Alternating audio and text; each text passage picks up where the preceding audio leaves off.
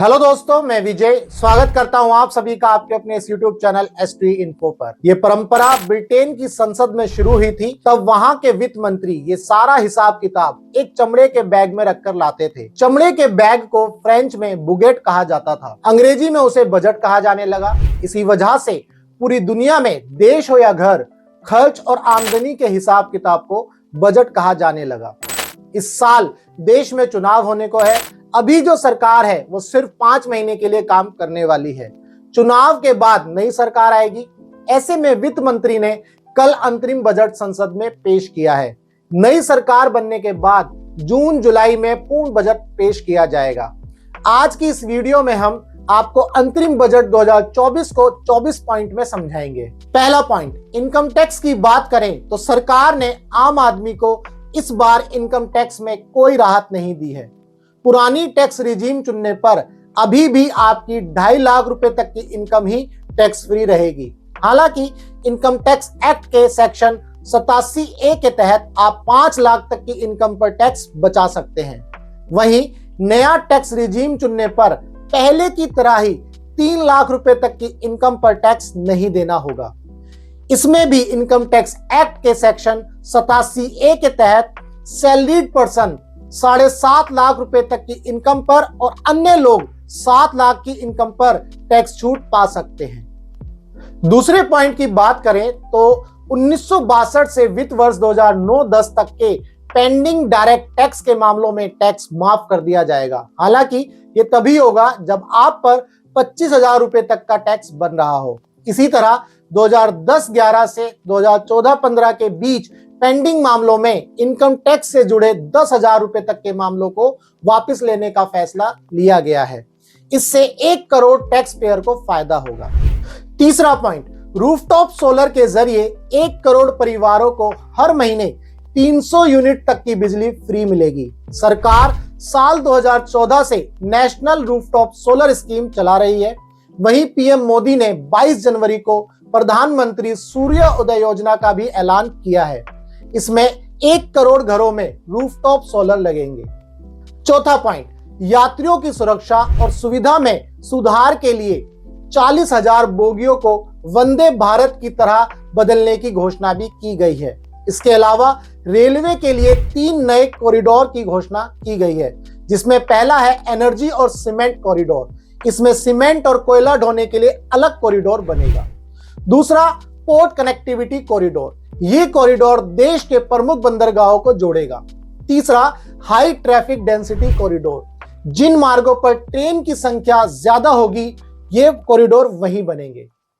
पांचवें पॉइंट की बात करें तो वित्त मंत्री ने बताया कि उड़ान स्कीम के तहत नए एयरपोर्ट बनाए जाएंगे और पहले से मौजूद एयरपोर्ट का विस्तार किया जाएगा। 2016 में इस स्कीम को शुरू किया गया था। इसका मकसद इंफ्रास्ट्रक्चर और एयर कनेक्टिविटी के विकास पर ध्यान केंद्रित करके उड़ान सेवाओं को आम नागरिक के लिए आसान बना। छठा पॉइंट, पीएम आवास योजना के तहत 3 करोड़ घर बनाने का काम पूरा किया गया है। वहीं अगले 5 साल में और 2 करोड़ घर बनाए जाएंगे। इसके साथ ही वित्त मंत्री ने कहा कि सरकार योग्य मध्यम वर्ग के लिए अपना घर खरीदने या बनाने के लिए एक आवास योजना शुरू करेगी। 7वां पॉइंट, आयुष्मान भारत योजना के तहत अब सभी आंगनबाड़ी और आशा कार्यकर्ताओं को इसके दायरे में लाया जाएगा। इसकी शुरुआत 2018 में हुई थी। यह योजना देश के कम आय वर्ग वाले नागरिकों को स्वास्थ्य सुरक्षा देती है। इस योजना में अभी 5 लाख रुपए तक का इलाज फ्री में मिलता है। 8वां पॉइंट, बजट में लखपति दीदी योजना के तहत 3 करोड़ महिलाओं को लखपति बनाने का टारगेट रखा है। पहले ये टारगेट 2 करोड़ रुपए था। इस योजना के तहत अभी तक 1 करोड़ महिलाओं को लखपति बनाया जा चुका है।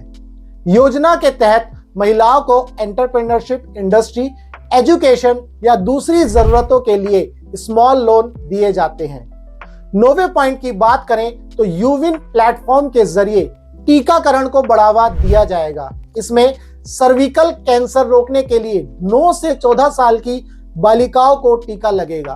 भारत में ब्रेस्ट कैंसर के बाद महिलाएं सबसे ज्यादा सर्विकल कैंसर से पीड़ित होती हैं। हर साल सर्विकल कैंसर के लगभग 1,25,000 से अधिक मरीज मिलते हैं। इसमें मरने वालों की जो संख्या है 77,000 से ऊपर होती है। अगर हम 10वें पॉइंट की बात करें तो केंद्र सरकार ने इंफ्रास्ट्रक्चर बजट 11.11 लाख करोड़ रुपए कर दिया है, जो जीडीपी का 3.4% है। पिछले साल ये बजट 10 लाख करोड़ रुपए का था।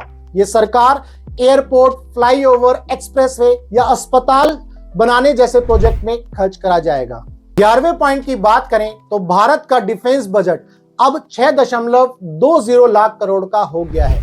पिछले साल डिफेंस बजट 5.93 लाख करोड़ रुपए का था, यानी इस बार डिफेंस बजट में 3.4% की बढ़ोतरी हुई है। सरकार ने इस साल तीनों सेनाओं को सैलरी के लिए 2.82 लाख रुपए आवंटित किए हैं। 12वें पॉइंट की बात करें तो सरकार ने वित्त वर्ष 24-25 के लिए एग्रीकल्चर सेक्टर को 1.27 लाख करोड़ रुपए दिए हैं। ये पिछले साल के मुकाबले केवल 2000 करोड़ रुपए ज्यादा है, यानी कि 1.6% बढ़ा है। 13वें पॉइंट की बात करें तो प्रधानमंत्री मत्स्य संपदा योजना को बढ़ावा दिया जाएगा। जल कृषि उत्पादकता को 3 टन से बढ़ाकर 5 टन किया जाएगा। निर्यात को बढ़ाकर 1 लाख करोड़ तक ले जाएंगे। मत्स्य संपदा योजना से जो है 55 लाख नए रोजगार पैदा होंगे। 14वें पॉइंट की बात करें तो वित्त मंत्री ने टेक्नोलॉजिकल रिसर्च की लॉन्ग टर्म फाइनेंसिंग के लिए 1 लाख करोड़ रुपए के फंड की घोषणा की है। ये लोन 50 साल के लिए होगा। इस पर कोई भी ब्याज नहीं लगेगा। इसका फायदा प्राइवेट सेक्टर को अपनी रिसर्च और इनोवेशन को बढ़ाने में मिलेगा। 15वें पॉइंट की बात करें तो 2070 तक जीरो कार्बन एमिशन का टारगेट अचीव करने के लिए सरकार ने अमोनिया, मिथेनॉल गैस का इंपोर्ट कम करने की ठानी है। इसके लिए देश में 2030 तक कोयले को ही गैस में बदलकर फ्यूल बनाने के लिए फैसिलिटीज सेटअप की जाएंगी। इलेक्ट्रिक व्हीकल की तादाद भी बढ़ाई जाएगी। इलेक्ट्रिक व्हीकल की चार्जिंग के लिए 6585 चार्जिंग स्टेशंस बनाए जाएंगे। 16वें पॉइंट की बात करें तो वित्त मंत्री ने कहा कि हमारी सरकार विभिन्न विभागों के तहत मौजूदा अस्पताल के इंफ्रास्ट्रक्चर का उपयोग करके अधिक से अधिक मेडिकल कॉलेज स्थापित करने की योजना बना रही है और इसके लिए एक कमेटी का गठन किया गया है। 17वें पॉइंट की बात करें तो ब्लू इकोनॉमी 2.0 के तहत नई योजना शुरू होगी। ब्लू इकोनॉमी का मतलब है समुद्र आधारित अर्थव्यवस्था या समुद्री संसाधनों का रिसर्च कर विकास करना है। तटीय राज्यों के पास ब्लू इकोनॉमी के जरिए केंद्र सरकार विकास पर फोकस करती है। यह भारत का पहला ऐसा समुद्री मिशन है जिसमें टूरिस्ट को समुद्र की गहराइयों में स्कूबा डाइविंग कराई जाएगी।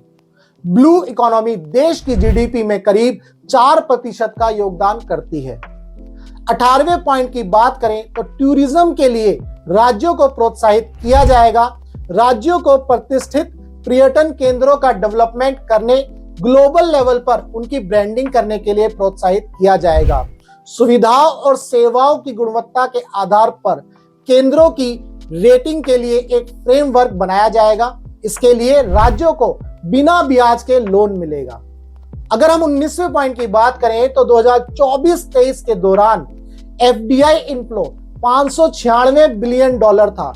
यह 2005 से 14 के दौरान इस हुए इनफ्लो से दोगुना है। वित्त मंत्री ने कहा कि लगातार विदेशी निवेशकों को प्रोत्साहित करने के लिए फॉरेन पार्टनर्स के साथ द्विपक्षीय निवेश संधियों पर बातचीत की जा रही है। 20वां पॉइंट, फाइनेंशियल ईयर 2024-25 में राजकोषीय घाटा 5.1% रहने का अनुमान है, जो कि 23-24 से 0.7% कम है और फाइनेंशियल ईयर 25-26 तक राजकोषीय घाटा जीडीपी का 4.5% तक रह जाएगा। 21वें पॉइंट की बात करें तो राज्यों में सुधार की जरूरत है। वित्त मंत्री ने कहा कि विकसित भारत के विजन को साकार करने के लिए राज्यों में कई विकास और विकास सक्षम सुधारों की आवश्यकता है। इसके लिए राज्य सरकारों को 50 साल के लिए 75,000 करोड़ रुपए इंटरेस्ट फ्री दिए जाएंगे, यानी कि कोई लोन दिया जाएगा, इंटरेस्ट नहीं होगा। 22वें पॉइंट की बात करें तो वित्त मंत्री ने कहा कि स्किल इंडिया मिशन के तहत 1.4 करोड़ युवाओं को ट्रेंड और 54 लाख लोगों को रीस्किल किया गया है। 3000 नई ITI बनाई गई हैं। और 23वें पॉइंट की बात करें तो सरकार ने 25 करोड़ लोगों को गरीबी से बाहर निकाला है। गरीब कल्याण योजना में 34 लाख करोड़ रुपए खातों में भेजे। PM किसान योजना से 11.8 करोड़ लोगों को आर्थिक मदद मिली है। 24वां पॉइंट, वित्त मंत्री ने बताया कि हर घर जल योजना से पानी पहुंचाया जा रहा है। 78 लाख स्ट्रीट वेंडर्स को मदद की गई है। 4 करोड़ किसानों को PM फसल बीमा योजना का लाभ दिया जाता है। PM किसान योजना से 11.8 करोड़ लोगों को आर्थिक मदद मिली है। तो ये थे दोस्तों कल जो वित्त मंत्री ने अंतरिम बजट पेश किया था संसद के अंदर, उसके मुख्य 24 पॉइंट 2024 का बजट, और हमने इसको 24 पॉइंट में आपको समझाया है। अगर वीडियो अच्छी लगी हो तो वीडियो को लाइक करना और शेयर करना। मिलेंगे हम नेक्स्ट वीडियो में, तब तक के लिए goodbye, ta-ta, take care, Jai Hind.